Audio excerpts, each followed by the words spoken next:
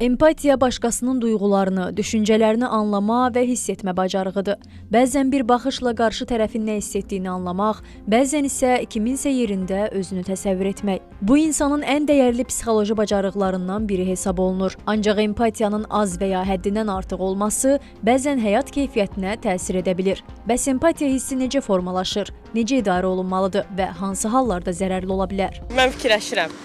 Məsələn, qarşımdakini fikirləşirəm. Ya da ki, məsələn, qarşımdakı insanın geyimində bir problem varsa, kimsə ona baxırsa, onun qarşısına keçirəm, deyirəm ki, yəni onu heç kim onu görməsin, narahat etməsin, və yaxud da onun özünə deyirəm. Düz biraz çəkinirəm, qorxum nəsə deyər.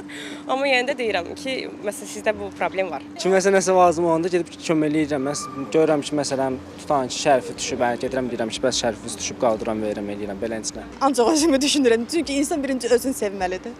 Empatiyasınız yoxdur? Yoxdur. Birinci özümə. Mütəxəssislər deyirlər ki, empatiya hissi uşaq yaşlarından əsasən 6-9 yaş aralığında formalaşmağa başlayır. Psixoloq İsmət Həşimin sözlərinə görə, uşaqlar valideynlərinin davranışlarını müşahidə edərək empatiya bacarığı qazanırlar. Əgər uşaq valideynlərinin başqalarına qarşı mərhəmətli, anlayışlı davrandığını görürsə, o da eyni davranışları mənimsəyir. Tamamilə empatiya hissindən yoxsun uşaqlar olur. Böyüyəndə təbii ki, şəxsiyyət kimi də o şəkildə formalaşırlar.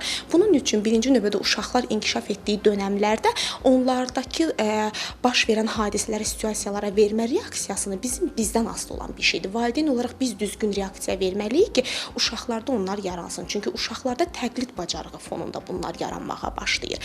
Əgər biz bir hadisəyə necə reaksiya veririksə, uşaq da bizdən görür və artıq ona bənzər hadisələr o cür reaksiya verməyə başlayır. Empatiya çox vaxt müsbət bir xüsusiyyət kimi təqdim olunsa da, bəzi hallarda bu hissin normadan artıq olması insanı psixoloji olaraq yora bilər. Empatik yüklənmə adlanan bu vəziyyətdə şəxs başqasının problemlərini öz üzərinə götürərək emosional olaraq tükənə bilir. Bu olduğu təqdirdə də artıq insan öz düşüncəsini, öz duyğularını kənara qoyur, ancaq qarşıdakını düşünməyə başlayır. Təbii ki, bu da artıq o insanın özünə mənfi fəsadlar verməyə başlayır, öz düşüncələrini kənara qoymaz, ancaq qarşıdakına belə deyək də mükəmməl olmalıdır. Hər şey onun üçün yaxşı olsun, mən üçün sonra olsa da olar düşüncəsi artıq biraz fədakarlıqdan da çıxmış olur. Bəzən düşünürük ki, fədakarlıq edirik, amma fədakarlıq da burada bir incə çizgi var. Müəyyən qədər fədakarlıq edə bilərik, amma bəzi yerlərdə də özümüzə də artıq önəm verməyimiz lazımdır. Çünki biz yoxuqsa zaten qarşıdakı da olmayacaq. Psixoloqlar yetkinlərin empatiyanı balanslı şəkildə idarə etməsinin vacib olduğunu deyirlər. Yəni başqasını anlamaq, hisslərinə hörmətlə yanaşmaq, amma eyni zamanda öz sərhədlərini də qorumaq lazımdır. Çünki özünü və digərlərini eyni dərəcədə önəmli görmək bu bacarığın sağlam istifadəsini təmin edir.